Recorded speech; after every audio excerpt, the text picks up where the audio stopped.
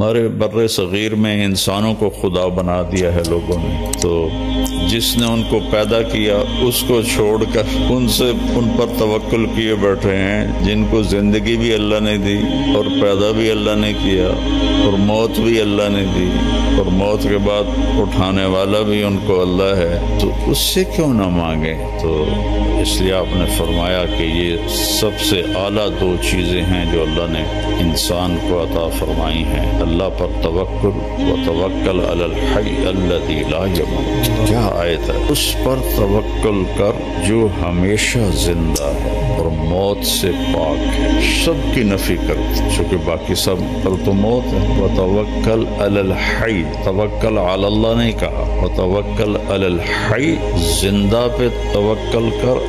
اور کون سا زندہ؟ زندہ تو میں بھی ہوں، آپ بھی ہیں، الذی لا یموت، جو موت سے پاک ہے۔ وسبح بحمدہ، اسی کی تسبیح پڑھ، اسی کو یاد کر۔ فکفی بربک بذنوب عبادہ خبیرا بصیرا، اور تیرا رب ہماری غلطیاں، تمہاری کوتاہیاں سب جانتا ہے، سب دیکھتا ہے۔ تو یقین ایسی دولت ہے کہ جو انسان کو انسانوں سے بے نیاز کر دیتا ہے اور اس کی نظر اللہ پر اور اس کے خزانوں پر چلی جاتی ہے، تو وہ آزاد ہو جاتا ہے۔ جس کا یہ ہو کہ فلاں میری مدد کرے گا، فلاں میری مدد کرے گا، کوئی زندہ کو پکار رہے ہیں، کوئی مردہ کو پکار رہے ہیں، تو اس آیت میں ان سب کی اللہ نفی کر رہا ہے۔ اسی پر بھروسہ کر جو موت سے پاک، زندہ ہے اور موت سے پاک۔ تو اس میں آدم علیہ السلام کی نسل میں جتنے آ گئے، جس مرتبے کے آ گئے، سب کی نفی ہو۔ پھر اللہ کا یقین ایسی دولت ہے کہ براہ راست اللہ کے خزانوں سے اس کا رابطہ ہو جاتا ہے، اس کو کسی پیر فقیر کو نہیں پکارنا پڑتا، وہ جو پیروں فقیروں کو دیتا ہے وہ اس کے ساتھ جڑ جاتا ہے۔ اللہ ہی ایک ایسی ذات ہے جس کے خزانوں کی انتہا کوئی نہیں، باقی جس نے بھی دینا ہے تو کہیں سے لے کے ہی دینا ہے۔ اللہ وہ ہے جس کو دینے کے لیے کہیں سے لینا نہیں پڑتا اور کرنے کے لیے کچھ کرنا نہیں پڑتا، اور پھر وہ ہر وقت حاضر ہے۔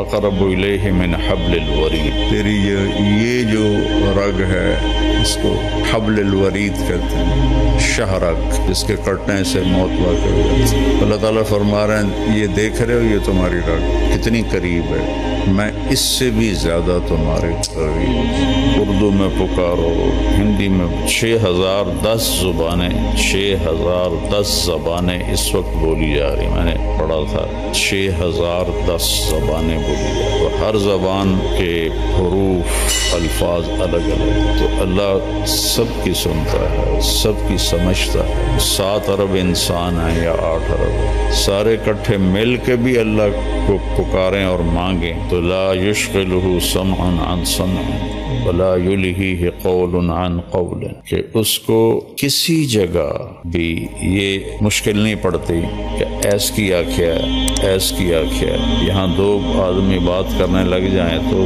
میں کہوں گا بھائی ایک بولو، تھوڑے 2 دی کٹھی میں نہیں سمجھ آ رہا، اور اللہ کہہ رہا ہے 100 ارب انسان نہیں، آدم سے لے کر آج تک جو مر گئے اور جو آج موجود ہیں اور جو آئندہ آنے والے ہیں، وہ اور جنات ہم سے لاکھوں گنا زیادہ ہیں، تم سب کٹھے ہو جاؤ، ایک دم مانگو، باری باری مانگو تو پھر تک قیامت آ جائے گی، ٹائم ہی نہیں ملنا، تم سب مانگو اکٹھے۔ اس میں گونگے بھی ہوں جو اشاروں سے مانگ رہے ہیں یا دل سے مانگ رہے ہیں، کوئی دل سے مانگے، کوئی بول کے مانگے، کوئی آہستہ مانگے، پھر ساتھ پرندے بھی شامل ہو جائیں، درندے بھی شامل ہو جائیں، سانپ بچھو بھی شامل ہو جائیں، مچھلیاں بھی شامل ہو جائیں، تو کیا طاقتور رب ہے کہ جو سب کی ایک وقت میں پوری سنتا ہے، سمجھتا ہے، اور پھر سب کا چاہا ان کو دے دے، تو اس کے خزانوں میں ایک قطرے کے برابر کمی نہیں آتی۔ یقین بہت بڑی دولت، ہمارے بر صغیر میں انسانوں کو خدا بنا دیا ہے لوگوں نے، تو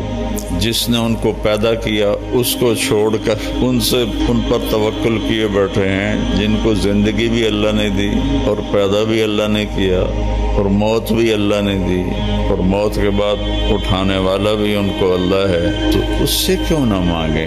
جو کہتا ہے دیکھو لوگوں سے مانگو تو وہ ناراض ہو جاتا، اور اللہ سے نہ مانگو تو وہ ناراض ہو جاتا، کتنا فرق، مانگنے پہ اللہ خوش ہوتا، میں کہا کرتا ہوں کسی سے جان چھڑانی ہو بڑے اچھے طریقے سے تو اس سے قرضہ مانگنا شروع کر دو، وہ انشاءاللہ تمہارا نمبر ہی بلاک کر دے گا۔ اور اللہ سے جی لگانا ہو اور تعلق بنانا ہو تو اللہ کو پکارنا شروع کرو، اس سے مانگنا شروع کرو۔ میرے نبی نے فرمایا جوتے کا تسمہ ٹوٹ جائے تو وہ بھی اللہ سے مانگو۔ ہم لیا گئے تو وہاں ایک خاتون تھیں سادات میں سے جو بہت عرصہ پہلے تشریف لائیں، ان کی برکت سے وہاں کافی دین پھیلا۔ ان کا پتہ نہیں کیا نام تھا لیکن وہاں وہ پیر جگی کے نام سے مشہور ہے، پیر جگی۔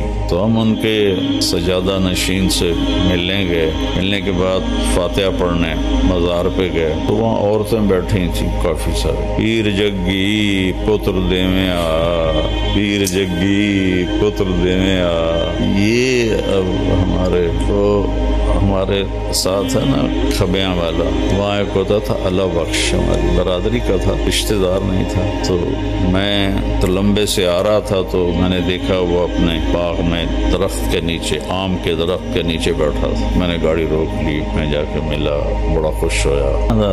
طارق میاں بندہ تو بڑا چنگا ہے پر تو وہابی ہو گیا۔